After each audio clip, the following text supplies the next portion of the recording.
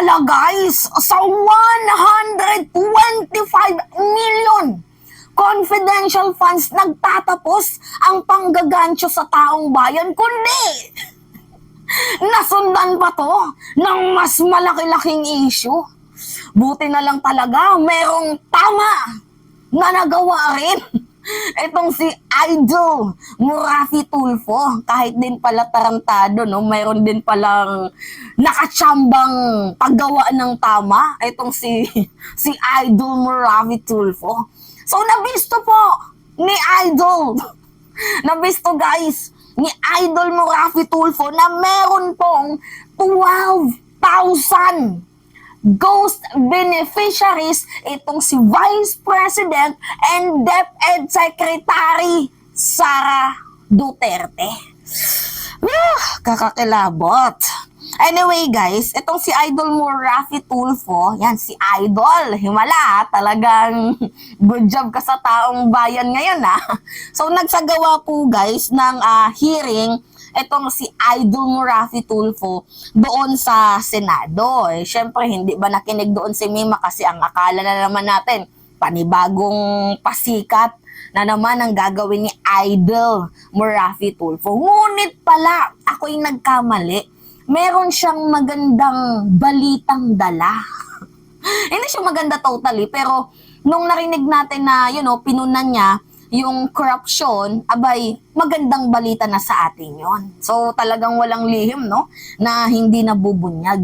Kung sa gobyerno, merong ghost employees, abay si DepEd Secretary and Vice President Sara Duterte, merong ding tinatawag na ghost beneficiaries.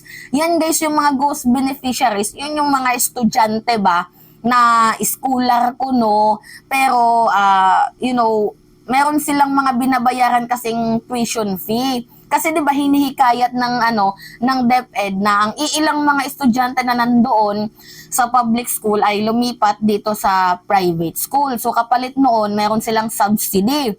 So babawasan po ang tuition fee nila, yung mas makakamura sila. Ngunit hindi naman po pala totoo. Kasi ang nangyari guys, ghost nga, yung nakadidak sa listahan ng DepEd na nabayaran na kuno, si Potasyo-Potasya, pero ang totoo, hindi pa pala. Hindi nag-i-exist, nakadidak, pero never pong nag-exist. So humigit kumulang 300 million po ang nawawala sa kaban ng bayan. Anyway, basahin lang muna natin tong balitang to. Actually, mas mabigat-bigat to sa issue ng overpriced laptop.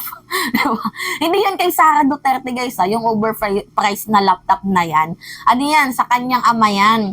Siguro kung magkakaroon man guys ng issue si VP Inday na malaki-laki ngayong taon, siguro ito na ata yung ghost beneficiaries. Kasi 'di ba, DepEd tutulong ka sana sa mga naghihikahos na mamamayang Pilipino, na mga mag-aaral. Bakit pag ganito naman yung nangyari? Wag naman sanang gawing palusot ni Vice President Sara Duterte na clinical error lang to. Kasi 1 year pa lang ako sa pwesto, 2 years pa lang ako sa pwesto. Wag sanang gawing rason yan kasi DepEd lang po ang hinahawakan ni Vice President. Wala na pong iba. 'Di ba? Tapos malalaman natin, ito na nga lang yung kanyang trabaho, hindi pa magawa-gawa ng maayos. Anyway, ito yung balita. Hindi ko alam bakit net 25 lang yung pumikap ng balitang to. Yung ABS-CBN, wala. DZRH, parang nadaan to. Sa Abante, hindi ko lang alam. Basta net 25 lang ang pumikap ng balitang to. Sabi dito, March 1, higit 12,000 ghost beneficiaries sa GASP na bunyag sa Senado. Sabi dito, inamin ng Department of Education or DepEd na may mahigit 12,000 ghost beneficiaries na mga estudyante sa government assistance to students and teacher in private education. So ito na nga guys, wait lang Lumutang ito sa pagdinig sa Senate Committee on Basic Education kaugnay sa GASPE. Sa pagtatanong ni Senator Raffy Tulfo, inamin ng mga opisyal ng DepEd na may kabuuhang 12,675 ghost beneficiaries ng mga estudyante sa naturang programa ng ahensya. So nabatid na umabot guys ng 300 million ang nawala sa gobyerno na hinahabol ngayon ng DepEd sa mga pribadong eskwelahan para maibalik. So, ito kasi yun guys, yung issue na yan. Oh, ito. Ayan. Senate of the Philippines. Oh, kahit pa paano, may nagawa si Raffy Tulfo na maganda-ganda rin ngayong taon, no? So, sabi dito, Tulfo, pinuna ang issue sa tuition subsidy program ng Department of Education. Grabe itong modus na to guys, sa totoo lang. Super grabe ng modus ng GASPE. Kasi imagine yung mga estudyante na gustong mag-aral syempre sila din yung naghikayat na sige mag-transfer kayo dito sa sa private school. So makakatanggap kayo ng subsidy. Imagine yung mga binudol nyo na na mag-transfer sa private school. Tapos at the end, kayo lang din pala yung makikinabang. Kawawa naman yung mga estudyanteng nakabinbin, naka-hold ang kanilang card. Hindi sila makakapag-enroll ng college. Kaya guys, mayroong mga magulang, estudyante also, na nagreklamo sa himpilan ni Senator Raffy Tulfo. Ito namang si Raffy Tulfo, kahit pa paano, may matino din palang pag-iisip, ginawan niya to ng solusyon. 'Di ba? Kinall out niya, and good to hear naman na kinall out niya ito para naman nalalaman natin kung gaano kalaki ang corruption ng GASPE. Kasi guys, ang magsasuffer dito promise yung mga estudyante. Yung mga estudyante na gustong mag-aral, na binudol ninyo, na mag-transfer sa private school. And mayroon din naman talaga mga estudyante na from public gustong mag-transfer sa private. So, nag-apply sila dito sa GASPE. So, ngayon ang problema dito, bakit naman ganito yung ginawa ng GASPE? Vice President, calling your attention, DepEd na nga lang, yung ahensyang hinahawakan mo, hindi mo pa magawa ng trabaho ng maayos. Abay, bakit umabot tayo sa punto ng ganito? Na kailangan magkabulgaran pa, 'di ba?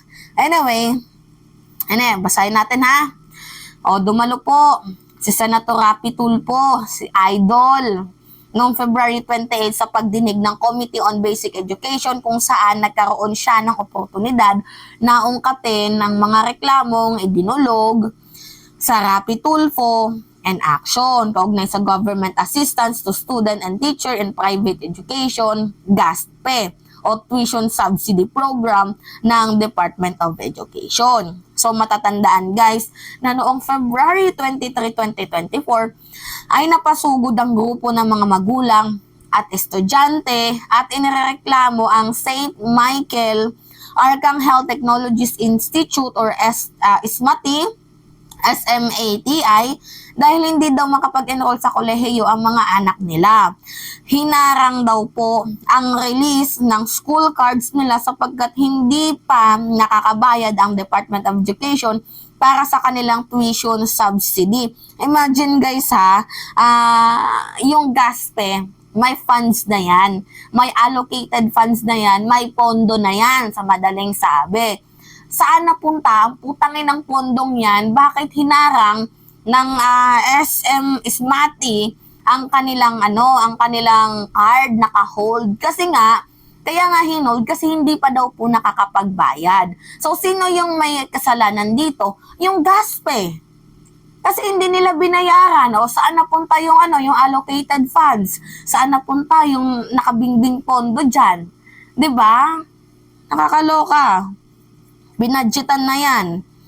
So, sabi pa dito, dapat sa kanilang subsidy, isa sa mga requirement para makapasok sa kolehiyo ay ang pagsusumite ng nasabing card. So, hindi nga sila makakapag-aral, hindi nila makukuha yung card kasi naka-hold, kasi hindi pa binabayaran ng DepEd. Kung hindi pa nagreklamo, 'di ba? Hindi sana mako-call out itong issue na to. Imagine that. Kung hindi pa sila naggrupo-grupo tong mga magulang na to, Kawawa naman yung mga estudyante na hanggang senior high lang, hindi pa nakuha yung card nila pati diploma. Ay useless lang din. Okay, sa panayam ng RTIA, nangako si Atty. Rama, Director 3rd, Government Assistance and Subsidies Office or GASO ng DepEd na siya mismo makikipag-ugnayan sa mga magulang na mga naiipit na estudyante at mga eskwelahang kanilang papasukan para makapag-enroll sila. Kaya pinasalamatan ni Senator Idol Raffy Tulfo si Atty. Rama sa nasabing pagdinig sapagkat tinupad niya ang pangako sa kanila. So sa naganap na hearing ay nalaman ng komite na mayroong 12,675 na ghost beneficiaries na hindi dapat makatatanggap ng pera mula sa DepEd at umabot sa 300 million ang nawawalang pondo ng gobyerno dahil dito at sa kasulukuyan ay humihingi ng refund ang DepEd sa mga tinatawag na ghost students. Agad namang pinangalanan ng Senator Raffy Tulfo ang depensa ng DepEd na maaaring clerical error daw lamang ito dahil umabot na sa libo-libo ang bilang at nila sinasadya na talaga ng mga ito at mga tiwaling eskwelahan. So meron pong sabuatang nangyari between the private school and the GASPE, ganun ba yon? Pero anyway, ito kasing ghost beneficiaries na to guys, sa madaling sabi, yan yung mga beneficiaryo na hindi nakatanggap ng benepisyo pero deducted na. Pero hindi naman nag-i-exist. Nagigets nyo ako? Yung nakalista na fully pay, ganyan-ganyan, okay na lahat-lahat. Pero hindi pa po guys, hindi po nag-i-exist yung mga yon. So parang double payment ang nangyayari, no? Bayad na sa papers pero in actual hindi pa. So grabe naman po ang modus na to, no? Grabe tong scheme na to. So kawawa yung gobyerno at kawawa din yung mga estudyante na to. So anyway, calling the attention of our Department of Education, diba? Department Secretary na si Vice President Sara Duterte, do your job. Ang taas pa naman ng rating mo, nangunguna ka sa trusted, top-performing government official agencies. Tapos malalaman namin na ganito yung trabaho mo. Diba? Nakakaloka, promise. So, apektado yung magulang, apektado din yung mga estudyante, apektado din ang ahensya nyo, pati ang gobyerno. 300 million ang nawala. Diba? Imagine that. Ako, so kailangan natin ng kasagutan ukol dito sa tanong na to. And I hope na mabigyan ng justice itong mga magulang na nagreklamo sa himpilan na Senator Raffy Tulfo. But according to Senator Raffy Tulfo, dininig na din po ito ni Atty. Rama, diba? Natutulungan naman daw po sila. And I hope sana na hindi na to maulit. Kasi kung hindi pa nagreklamo, hindi pa natin malalaman. So calling the attention of our Vice President, hoping na tutukan mo yung trabaho mo. Diba? Trabaho muna bago boylet. Kuno. Yan kasi yung chismis niyan ni Epifanio Labrador. Anyway, yun lamang ho guys. So that's me again, si Mima Alicia nyo. Tagbabalik ulit para sa ating panibagong video.